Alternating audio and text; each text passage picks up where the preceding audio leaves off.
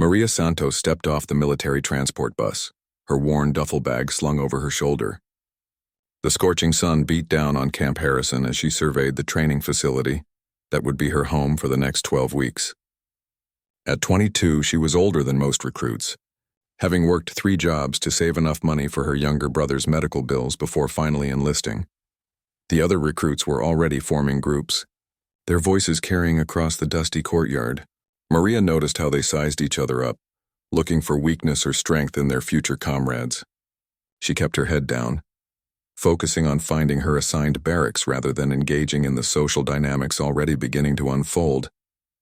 "Hey, look what we got here," called out Jake Morrison, a tall recruit from Texas with a cocky grin. "Grandma decided to join the Army." His comment drew snickers from several others nearby. Maria was indeed older than the typical 18 and 19-year-old recruits, but she had learned long ago not to react to such provocations. Inside the barracks, Maria claimed a bottom bunk near the back corner. She began unpacking her few belongings with military precision, folding each item exactly as her father had taught her years ago. Her father had been a decorated sergeant before an injury ended his career early, and he had drilled proper military bearing into her from childhood. "You know they're going to eat you alive here," said a voice from the bunk above. Maria looked up to see Sarah Chen, a petite recruit with kind eyes. "Morrison and his crew think this is some kind of fraternity hazing. They don't realize what they're actually signing up for." Maria simply nodded and continued organizing her gear. She had learned the value of silence during her difficult childhood, when speaking up often meant more trouble. Her strategy had always been to let her actions speak louder than words, though she wondered if that approach would serve her well in military training. That evening during chow time, the harassment began in earnest. Morrison and his followers had apparently decided that Maria was an easy target. They made comments about her age, her quiet demeanor, and her decision to sit alone rather than trying to fit in with any particular group. "Maybe she's here because she couldn't make it in the real world," suggested another recruit named Tommy. "I heard some people join the military when they can't handle civilian life." The comment stung because it was partially true, though not in the way he meant. Maria had indeed struggled in civilian life, but not due to any personal failing. After dinner, Maria retreated to her bunk early, while others socialized or played cards. She pulled out a worn photograph of her younger brother Diego, who was now 14 and finally healthy, thanks to the surgery her enlistment bonus had funded. The doctors had said without the operation, he might not have lived to see his 15th birthday. She carefully tucked the photo into her footlocker and lay back on her narrow mattress. Through the thin walls, she could hear Morrison regaling others with stories of his high school football glory days and his plans to become a special forces operative. His confidence was infectious among the younger recruits, but Maria recognized it as the kind of bravado that often crumbled under real pressure. The next morning brought their first encounter with Drill Sergeant Martinez, a compact man whose voice could strip paint from walls. He addressed the assembled recruits with the kind of intensity that immediately separated the serious candidates from those who had joined on a whim. "Some of you think you're here to play soldier," Martinez barked, his eyes scanning the group. "Some of you think this is summer camp with guns. You are wrong. This program will break you down and build you back up, assuming you have what it takes to be rebuilt." His gaze lingered on Maria for a moment, neither approving nor disapproving, simply assessing. During their first physical training session, the mockery continued. Maria struggled with some of the exercises, her older body taking longer to adapt than her younger counterparts. Morrison made sure everyone noticed, loudly commenting on her performance whenever the drill instructors were out of earshot. "Come on, Grandma, my little sister could do better push-ups than that," he taunted during a brief water break. Other recruits laughed, though Maria noticed that Sarah Chen and a few others looked uncomfortable with the bullying. Maria said nothing, but something hardened in her chest. She had endured worse treatment than this, much worse, and she had survived. These boys had no idea what real adversity looked like, and she had no intention of letting them break her spirit. She simply wiped the sweat from her face and prepared for the next round of training. 3 weeks into training, the harassment had become a daily routine. Morrison and his followers seemed to take genuine pleasure in targeting Maria, making her the butt of jokes during meals, equipment inspections, and any moment when the drill instructors weren't paying close attention. They had given her the nickname Fossil, which spread through the platoon like wildfire. Maria's response remained the same: complete silence. She absorbed their taunts without reaction, completed her assigned tasks with methodical determination, and spent her free time studying military manuals while others socialized. Her academic test scores were consistently among the highest in the platoon, but this only seemed to fuel more resentment from her tormentors. Book smart doesn't mean battle smart, Morrison declared loudly after their latest written exam results were posted. When bullets start flying, nobody's going to care if you can memorize regulations. His comment drew approving nods from his circle of admirers, young men who hung on his every word as if he were already a decorated war hero. During weapons training, however, Maria began to show abilities that surprised everyone, including herself. Her hands were steady on the rifle range, her breathing controlled, her focus absolute. When the targets were collected, hers showed tight groupings that impressed even the notoriously hard-to-please firearms instructor. "Santos," called out Sergeant Williams after reviewing the scores. "Where did you learn to shoot like that?" It was the first time any instructor had singled her out for positive attention, and Maria felt a small surge of pride. "My father taught me, Sergeant," she replied simply. What she didn't mention was that her father had insisted on teaching her self-defense after they moved to a rough neighborhood when she was 12. The shooting lessons had been part of a larger education in survival that had served her well during difficult years. Morrison's expression darkened at this unexpected display of competence. "Lucky shots," he muttered to his friends, though his voice lacked its usual confidence. "Wait until we get to the real challenges." The real challenges came sooner than expected. During their 4th week, the platoon was introduced to combat simulation exercises that would test not just their physical abilities but their mental toughness under pressure. The first exercise involved navigating an obstacle course while under simulated enemy fire, complete with smoke, loud noises, and disorienting lights. Maria watched the first few recruits attempt the course, noting their mistakes and analyzing the most efficient path through the obstacles. When her turn came, she moved with surprising grace and determination, her older body proving more resilient than many had expected. She completed the course in the second-best time of the day, beaten only by a recruit who had been a collegiate athlete. "Not bad for a fossil," Morrison said afterward, but his tone had shifted slightly. There was less mockery and more genuine assessment in his voice, as if he was beginning to recognize that he might have misjudged his target. That evening, Sarah Chen approached Maria during their brief recreation period. "You know, you don't have to take their garbage," she said quietly. "Some of us see what's happening and it's not right." Maria looked up from the military history book she was reading. "I've dealt with worse," she said simply. "Words can only hurt you if you let them." Sarah sat down beside her. "Maybe, but standing up for yourself isn't about getting hurt. It's about showing them you won't be pushed around forever." She paused, studying Maria's face. "There's something different about you. You're not like the rest of us." Maria considered this observation. It was true that she felt different from her fellow recruits, but not in the way Sarah might imagine. Her difference came from experiences that had aged her beyond her years, from responsibilities that had forced her to grow up faster than nature intended.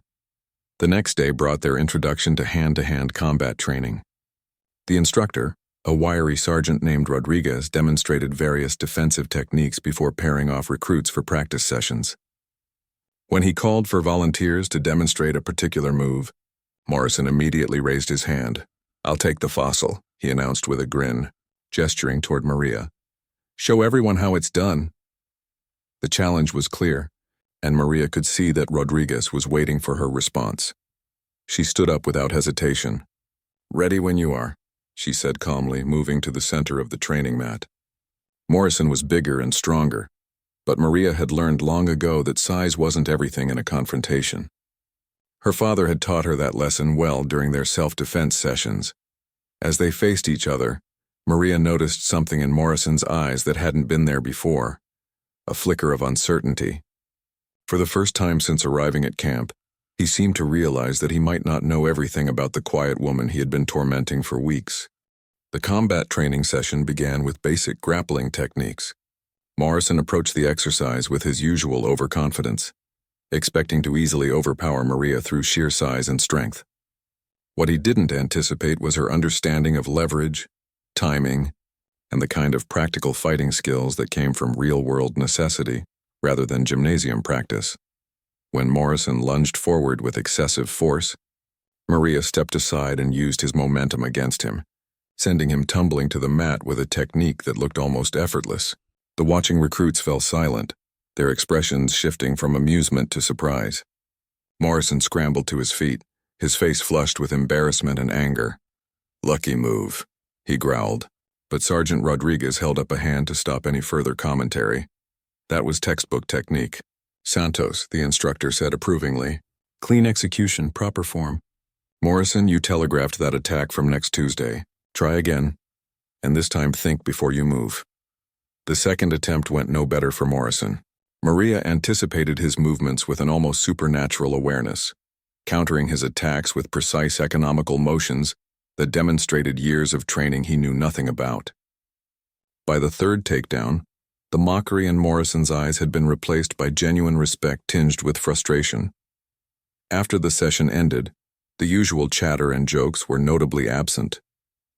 Several recruits approached Maria with newfound interest, asking about her background and training. She deflected their questions politely, but the shift in group dynamics was unmistakable. The quiet woman they had dismissed was clearly more formidable than anyone had realized. That evening, Morrison confronted her directly for the first time. "Where did you learn to fight like that?" he asked without his usual swagger. They were alone in the equipment room, organizing gear after the day's training. Maria continued checking rifle components as she answered. "My father was military. He thought I should be able to protect myself." It was a simplified version of the truth, leaving out the dangerous neighborhood, the attempted assault when she was 16, and the months of intensive training that had followed. Morrison studied her face, searching for deception or boastfulness. Finding neither, he seemed to recalibrate his entire understanding of the woman he had been tormenting. "Why didn't you say anything before? When we were giving you a hard time? What would have been the point?" Maria asked, finally looking up from her work. "Proving I could fight wouldn't have changed anything except maybe getting me kicked out for unnecessary violence. I'm here to become a soldier, not to settle playground disputes." Her words stung because they contained an uncomfortable truth. Morrison realized that his behavior had indeed been juvenile, the kind of bullying that had no place in serious military training. For the first time since arriving at camp, he felt genuinely ashamed of his actions. Word of the combat training session spread quickly through the platoon. Maria found herself treated with a new level of respect, though she remained as quiet and focused as ever. She used the reduced harassment to concentrate even more intensely on her training, pushing herself to excel in every area of instruction. During their 6th week, the platoon faced their most challenging exercise yet, a 3-day field training mission that would test everything they had learned. They would be divided into squads and tasked with completing objectives while facing simulated enemy opposition and harsh environmental conditions. When squad assignments were announced, Maria found herself grouped with Morrison, Sarah Chen, and 3 other recruits, including Tommy, who had been one of Morrison's most enthusiastic followers in the early harassment campaign. The irony wasn't lost on anyone, and Maria wondered if the instructors had deliberately created this particular combination. Their squad leader was a senior recruit named Davis, who had been recycled from a previous training cycle due to an injury. He was older than most of the others and carried himself with the quiet confidence of someone who had already faced the program's most difficult challenges. "Listen up," Davis told them during their first planning session. "This exercise will make or break half of you. The instructors are looking for leadership, teamwork, and the ability to perform under pressure. Personal conflicts stay behind, understood?" As they prepared for the field exercise, Maria noticed Morrison watching her with a different kind of attention than before. Instead of looking for weaknesses to exploit, he seemed to be assessing her capabilities as a potential team member. The shift was subtle but significant. On the night before they departed for the field, Maria sat alone cleaning her equipment when Morrison approached her again. This time his demeanor was entirely different from their previous encounters. "Santos," he said quietly, "I owe you an apology. The way I've been treating you, the things I said, it was wrong. You didn't deserve that." Maria looked up at him, surprised by the genuine remorse in his voice. "Apology accepted," she said simply. "Can I ask you something?" Morrison continued. "Why did you really join the army? I mean, the real reason?" For a moment, Maria considered giving him another simplified answer. Instead, she found herself telling him about Diego, about the medical bills, about working multiple jobs while watching her brother grow sicker. She told him about the choice between her own dreams and her family's survival, and how the military had offered a path that could serve both. Morrison listened without interrupting, his expression growing more serious with each detail. When she finished, he was quiet for a long moment before speaking again. "I joined because I thought it would be an adventure," he admitted, "because I wanted to prove I was tough. Hearing your story makes me realize how selfish that sounds." As they prepared for sleep, Maria reflected on the unexpected turn her training had taken. She had come to camp expecting to keep her head down and graduate without incident. Instead, she found herself becoming someone her fellow recruits looked to for guidance and strength, a role she had never sought but was beginning to embrace. The field training exercise began before dawn on a Monday morning. Maria's squad was loaded into military vehicles and transported to a remote training area that simulated hostile territory. Their mission was complex: infiltrate enemy positions, gather intelligence, and extract a simulated prisoner while avoiding detection and maintaining operational security. For the first day, everything went according to plan. Davis proved to be an excellent squad leader, making tactical decisions that kept them ahead of schedule, while avoiding the opposition forces played by advanced training cadre. Maria found herself naturally falling into the role of point person, her heightened awareness and ability to move quietly, making her ideal for scouting ahead. Morrison had transformed completely from the arrogant bully of their early training. He followed orders without complaint, supported his teammates, and showed genuine tactical thinking when situations required quick decisions. Tommy and the others had similarly adapted to the serious nature of their mission, putting aside personal conflicts in favor of squad cohesion. On the second day, disaster struck. Davis stepped wrong during a night movement and severely twisted his ankle, leaving him unable to continue at the pace their mission required. With their squad leader effectively out of commission, the group faced a critical leadership vacuum at the worst possible time. "Santos should take over," Morrison said immediately when they gathered to assess the situation. "She's been making the best tactical calls anyway." The suggestion surprised everyone, including Maria. Military training emphasized chain of command and formal leadership structures, but their current situation demanded practical solutions over protocol. Davis, grimacing with pain, nodded his agreement. "Morrison's right," he said. "Santos, your acting squad leader. Get us through this mission." Taking command felt natural to Maria in a way that surprised her. Years of managing family crises had taught her to think clearly under pressure and make difficult decisions quickly. She reorganized their formation, adjusted their route to accommodate Davis's injury, and developed contingency plans for multiple scenarios they might encounter. Under her leadership, the squad not only completed their primary objectives but exceeded expectations by gathering additional intelligence and successfully extracting 2 simulated prisoners instead of 1. They accomplished this while maintaining stealth and avoiding capture by opposition forces, a combination that impressed even the most critical instructors. When they returned to base camp on the third day, word of their exceptional performance had already spread. Drill Sergeant Martinez personally debriefed their squad, and Maria noticed a new level of respect in his voice when he addressed her directly. "Outstanding leadership, Santos," he said. "Your tactical decisions showed real understanding of field operations. That kind of thinking will serve you well in advanced training."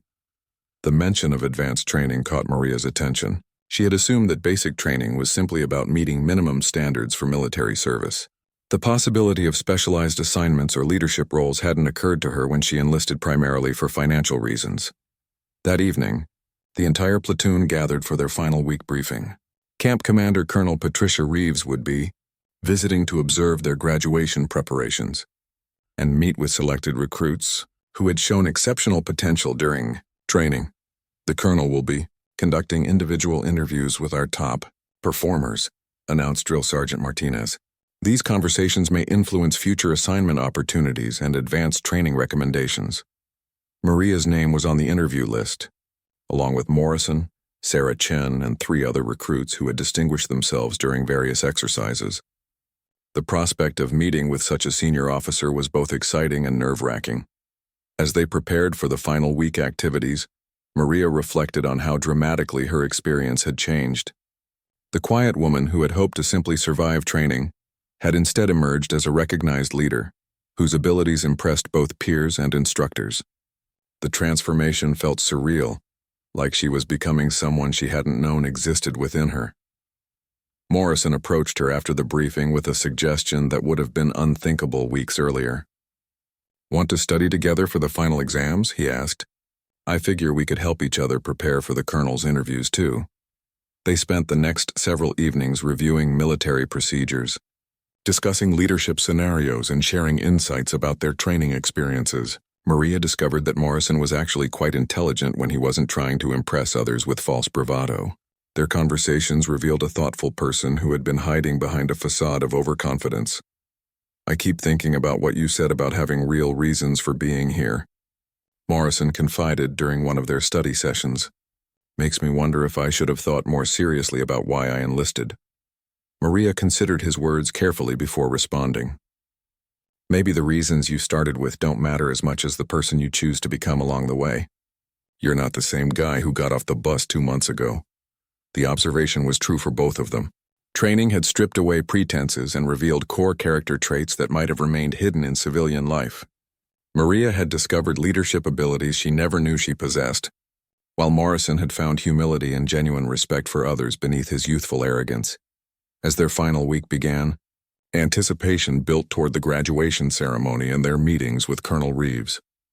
Maria had no idea that the colonel's visit would involve far more than routine interviews, or that her past was about to intersect with her military future in ways she could never have anticipated. The night before their individual meetings, Maria lay awake thinking about how far she had come from the scared young woman who had made desperate choices to save her brother's life. Military training had given her more than just career opportunities. It had revealed strength and capabilities she was only beginning to understand. Colonel Patricia Reeves arrived at Camp Harrison on a Tuesday morning with an entourage that included several staff officers and what appeared to be intelligence personnel. Her presence commanded immediate attention throughout the base, as even senior instructors adjusted their posture and sharpened their focus when she passed by. Maria waited outside the administration building for her scheduled interview, reviewing military protocols and trying to calm her nerves. Through the window, she could see other recruits entering and leaving the colonel's temporary office, some looking confident, others appearing shaken by whatever had transpired during their meetings. When her turn came, Maria entered the office with crisp military bearing and rendered a perfect salute. Colonel Reeves was younger than expected, perhaps in her early 40s, with intelligent eyes that seemed to assess everything at once. Her uniform displayed ribbons indicating extensive combat experience and specialized training. "At ease, Santos," the colonel said, gesturing to a chair across from her desk. "I've been reading impressive reports about your performance here. Your instructors speak very highly of your leadership abilities and tactical thinking." Maria sat with perfect posture, hands folded in her lap. "Thank you, ma'am. I've tried to give my best effort to the training." Colonel Reeves studied the file open before her, occasionally glancing up to observe Maria's demeanor. "Your background is interesting. Older than most recruits, worked multiple civilian jobs, primary motivation listed as family financial obligations. Tell me about your decision to enlist." Maria provided a straightforward account of her circumstances, focusing on her brother's medical needs and her family's financial situation. She was careful to present the facts without seeking sympathy or making excuses for her unconventional path to military service. "And yet," the colonel continued, "your performance suggests capabilities far beyond what we typically see from recruits with purely financial motivations. Your combat skills, in particular, indicate extensive prior training. Where did you acquire those abilities?" The question touched on sensitive territory that Maria had deliberately avoided discussing in detail. "My father provided basic self-defense instruction, ma'am. He believed it was important for personal safety." Colonel Reeves leaned back in her chair, her expression suggesting she suspected there was more to the story. "Basic self-defense doesn't typically produce the kind of advanced techniques your instructors observed. But we'll leave that for now. I'm more interested in your future plans. Have you given thought to career specialization within the military? Maria admitted that she had initially focused only on completing basic training and beginning regular military service. The possibility of specialized roles or advanced training hadn't been part of her original planning, though recent experiences had opened her mind to new possibilities. I have a proposition for you. Santos, the colonel said, closing the file and giving Maria her full attention. There are opportunities available for exceptional individuals who demonstrate the right combination of skills, intelligence, and character. These opportunities come with additional training, increased responsibility, and significantly enhanced career prospects. The offer was vague, but clearly significant. Maria sensed that the colonel was testing her response to ambiguous situations, evaluating how she processed incomplete information and uncertain prospects. I would be honored to serve wherever the military determines I can be most useful. Ma'am, Maria replied carefully. Colonel Reeves smiled slightly, apparently pleased with the diplomatic response. That's exactly the kind of answer I was hoping to hear. However, before we proceed further, I need to discuss something that may be uncomfortable. Our background investigation process has uncovered some information about your past that requires clarification. Maria's heart rate increased, though she maintained her composed exterior. There were aspects of her history that she had hoped would remain private, experiences that had shaped her but that she preferred not to revisit. During your teenage years, you were involved in an incident that resulted in the hospitalization of an adult male. The colonel continued, consulting another document. The official report lists it as self-defense, but the details suggest a level of force and technique that goes well beyond typical defensive actions. The memory came flooding back, despite Maria's efforts to suppress it. She was 16, walking home from her evening job at a restaurant when a man had attempted to assault her in an alley. Her father's training had taken over, and she had responded with devastating effectiveness, leaving her attacker with multiple broken bones and internal injuries. The incident was investigated thoroughly, ma'am, Maria said quietly. No charges were filed. It was determined to be justified self-defense. I'm not questioning the justification, Santos. I'm interested in the capabilities it revealed. According to the police report, you disabled an adult male who was significantly larger and stronger than you were, using techniques that the investigating officers described as professional-level combat skills. That level of ability doesn't develop from casual training. Colonel Reeves set the document aside and studied Maria directly. I'm going to ask you directly, and I need a completely honest answer. What kind of training did your father really provide, and why? Maria realized that evasion was no longer possible. The colonel clearly knew more than she was initially revealing, and any attempt at deception would only damage her credibility. She took a deep breath and began telling the complete truth about her childhood. Her father hadn't just been a soldier. He had been special operations with expertise in unconventional warfare and personal combat. After his injury-related discharge, he had struggled with civilian life and eventually settled in a dangerous neighborhood where Maria and her mother were frequently at risk. Rather than move to a safer area they couldn't afford, her father had decided to ensure that his family could protect themselves. Maria's training had been intensive and comprehensive, covering not just basic self-defense but advanced combat techniques, tactical awareness, and psychological preparation for violent encounters. When the colonel finished listening to Maria's account, she was quiet for several minutes, apparently processing the implications of what she had learned. Finally, she spoke again, and her tone had shifted to something more serious and purposeful. Santos, what I'm about to discuss with you cannot be shared with your fellow recruits or anyone else without proper clearance. Do you understand? Maria nodded, sensing that her military career was about to take a direction she had never anticipated. Colonel Reeves stood and moved to the window, gazing out at the training fields where recruits were conducting afternoon exercises. Her silence stretched long enough that Maria began to wonder if she had said something wrong, but she maintained her position and waited for the colonel to continue. Your father was Captain Eduardo Santos, 7th Special Forces Group, the colonel said without turning around. I know because I served with him during Operation Desert Shield. He was one of the finest soldiers I ever had the privilege of working alongside. Maria's surprise was complete. In all her years of hearing about her father's military service, he had never mentioned specific units or operations. She had known he was Special Forces, but the details had always been vague, classified, or simply too painful for him to discuss. He never told me he knew you. Ma'am, Maria said carefully. Colonel Reeves turned back to face her. We lost touch after his medical discharge. I heard about his struggles with civilian adjustment, but I never knew he had a family. If I had known, I might have been able to help. There was genuine regret in her voice, the kind that came from missed opportunities to assist a fellow soldier. He did his best with the circumstances he had, ma'am. His training probably saved my life that night. I'm sure it did. Eduardo was exceptional at teaching combat skills, but more importantly, he understood the psychological aspects of survival. That's a rare combination. The colonel returned to her desk and opened a different file, this one marked with security classifications that Maria couldn't read from her position. Which brings me to why I'm really here, Santos. Your performance in basic training, combined with your background and demonstrated capabilities, has brought you to the attention of people in very specialized positions. We have need for individuals who can think independently, adapt to dangerous situations, and maintain operational security under extreme pressure. Maria sensed that she was being recruited for something far beyond conventional military service.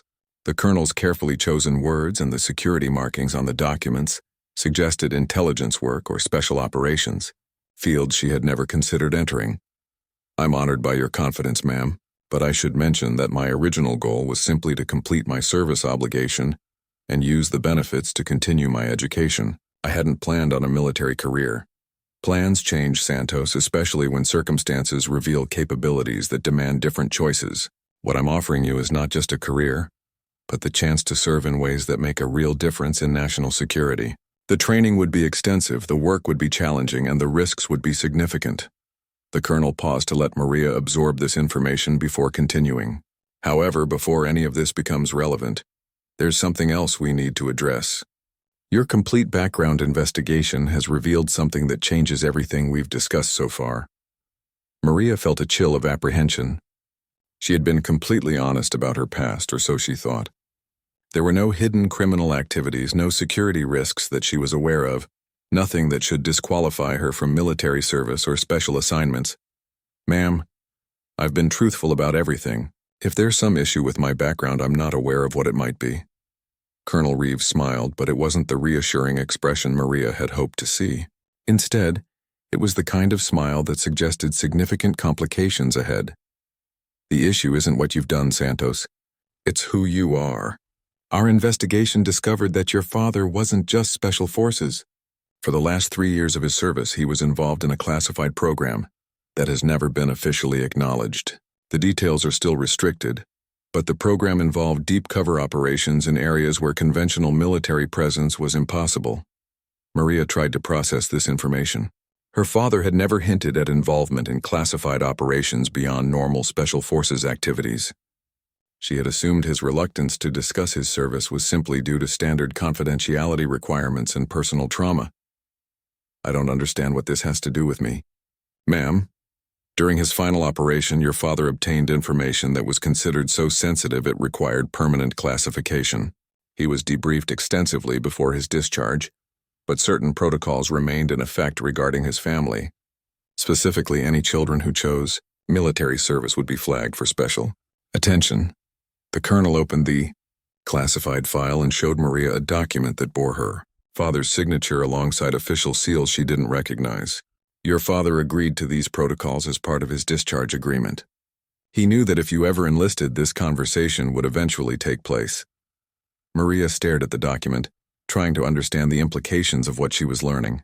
Her decision to join the military had apparently activated security procedures that had been waiting dormant for years, set in motion by agreements her father had made before she was even born. What does this mean for my service, ma'am? It means that your original plans for simple military service and educational benefits are no longer possible. Your background, your capabilities, and your father's history have combined to place you in a position where ordinary service would actually create security risks that we cannot accept. The reality of her situation began to sink in. Maria had enlisted thinking she was making a straightforward financial decision to help her family. Instead, she had unknowingly activated a complex web of security protocols that would determine her future in ways she had never anticipated. You have two choices, Santos, the colonel continued. You can accept assignment to specialized training and eventual placement in operations that will utilize your unique background and abilities. Or you can accept an honorable discharge and return to civilian life, with the understanding that certain monitoring protocols will remain in effect indefinitely. Maria realized that her quiet life as an anonymous soldier was ending before it had truly begun. Either choice would lead her into territory she had never expected to navigate, with consequences that extended far beyond her original goals of financial stability and educational opportunities. Maria sat in stunned silence, processing the enormity of what Colonel Reeves had revealed. The simple decision to enlist for her brother's medical expenses had somehow evolved into a choice between specialized military service she had never sought and a civilian life that would be permanently shadowed by government monitoring. Ma'am, may I ask what happened to my father during that final operation? What information was so sensitive that it's still affecting his family years later? Colonel Reeves hesitated, clearly weighing how much she could reveal. Your father's team discovered evidence of a weapons trafficking network that involved individuals in positions of significant political and military authority. The scope of the conspiracy was so extensive that full disclosure would have compromised national security and endangered numerous ongoing operations. The explanation helped Maria understand her father's struggles after his discharge. He hadn't just been dealing with physical injuries and adjustment difficulties. He had been carrying the burden of classified knowledge that he could never share or fully process with anyone. He agreed to the family monitoring protocols because he wanted to ensure that if his children ever entered government service, they would be properly protected from any residual threats, the colonel continued. What he couldn't have anticipated was that his daughter would develop capabilities that make her invaluable for exactly the kind of work he used to do. Maria thought about Diego, about her original reasons for enlisting, about the life she had planned. Then she considered the alternative. Accepting discharge and living with the knowledge that her father's sacrifices had created opportunities she was too frightened to pursue. If I accept the specialized assignment, what would that mean for my brother? For my family's financial situation? Your family's medical expenses would be handled through special programs that provide comprehensive care for dependents of classified personnel. Your brother would receive the best possible treatment, and your educational benefits would be enhanced significantly. However, you would have limited contact with them during training periods, and your assignments might require extended deployments. The colonel stood and moved to her briefcase, withdrawing a thick envelope sealed with official markings. This contains preliminary information about the training program, should you choose to accept. I need your decision within 24 hours. As Maria took the envelope, Colonel Reeves made one final observation. There's something else, Santos. During your combat training here, your instructors noted that you have an unusual ability to remain calm under pressure and make tactical decisions that suggest advanced situational awareness. Those aren't skills that can be taught easily. They're often innate talents that surface under the right circumstances. Maria realized the colonel was referring to abilities she had always taken for granted. Her capacity to assess threats, her instinctive understanding of human behavior under stress, her ability to find solutions in chaotic situations had all seemed like normal responses to the challenges of her difficult childhood. Your father had similar talents, which is why he was selected for his final assignment. The apple, as they say, rarely falls far from the tree. That evening, Maria walked alone around the base perimeter, wrestling with the most important decision of her life. Her fellow recruits were preparing for graduation, excited about their upcoming assignments and the completion of basic training. She envied their straightforward paths and uncomplicated futures. When she returned to the barracks, Morrison was waiting for her. "You missed chow," he said. "Saved you some food." His concern was genuine, reflecting the friendship that had developed from their rocky beginning. "Thanks," Maria said, accepting the meal without much appetite. "Everything okay? You've seemed distracted since your meeting with the colonel." Maria wished she could share her dilemma with someone, but the security restrictions made that impossible. Instead, she deflected his concern with general comments about career uncertainty and future planning. Later that night, she opened the classified envelope in private. The documents inside described training programs she had never heard of, assignments in locations that weren't supposed to exist, and career paths that operated completely outside normal military structures. The work was dangerous, demanding, and absolutely fascinating. One document particularly caught her attention: a psychological profile assessment that described individuals suited for unconventional, problem-solving in high-stress environments with minimal oversight. The description could have been written specifically about her experiences, growing up in dangerous circumstances while caring for a sick brother and absent father. As dawn approached, Maria made her decision. She thought about her father's sacrifices, her brother's recovery, and the unexpected discovery of capabilities she was only beginning to understand.